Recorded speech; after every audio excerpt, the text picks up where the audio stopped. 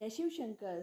स्वागत करती हूँ आप सभी का शिव पुराण विंध्येश्वर संहिता अध्याय 24 भस्म धारण की महिमा, त्रिपुंड के देवता और स्थान आदि का प्रतिपादन। महर्षियों, भस्म संपूर्ण मंगलों को देने वाला बताया है। उसके दो भेद बताए हैं।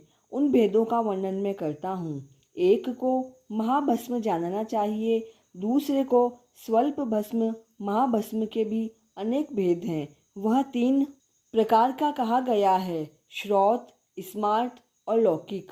श्रौत और स्मार्त भस्म को केवल द्विजों के लिए ही उपयोग में आने योग्य कहा है। द्विजों को वैदिक मंत्र के उच्चारण पूर्वक भस्म को धारण करना चाहिए। दूसरे लोगों के लिए बिना मंत्र के ही केवल धारण करने का विधान है।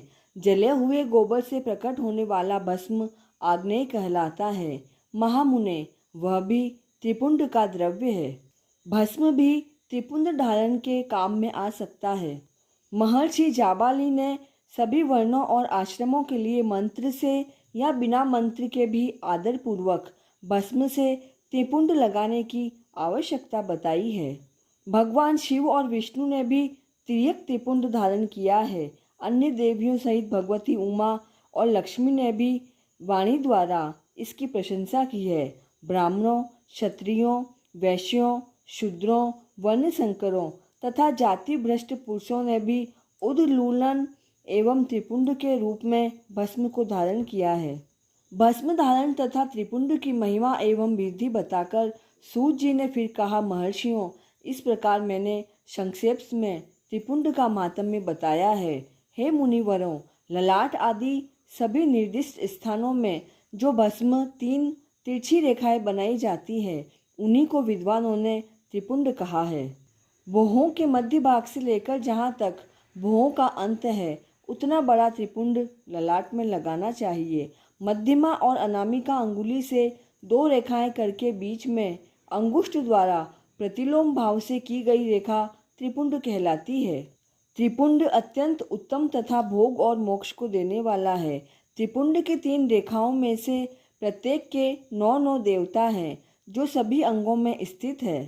प्रणव का प्रथम अक्षर अकार, ग्राह प्रत्यय अग्नि, पृथ्वी, धर्म, रजोगुण, ऋग्वेद, क्रियाशक्ति, प्रातः सवन तथा महादेव, ये त्रिपुंड की प्रथम रेखा के 9 देवता हैं।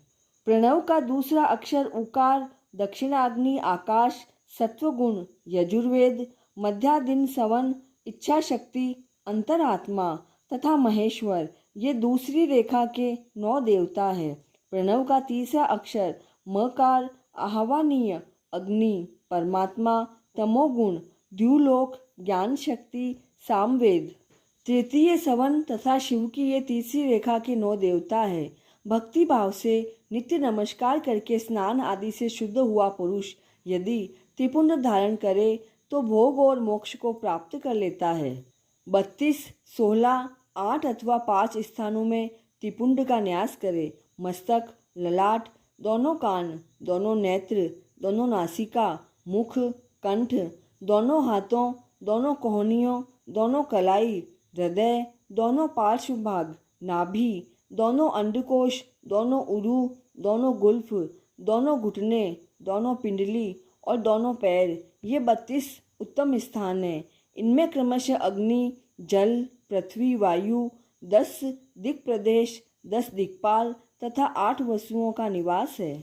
प्रत्युष और प्रभास, ये 8 वसु कहे गए हैं। इन सब का नाम मात्र लेकर इनके स्थानों में विद्वान पुरुष त्रिपुंड धारण करे।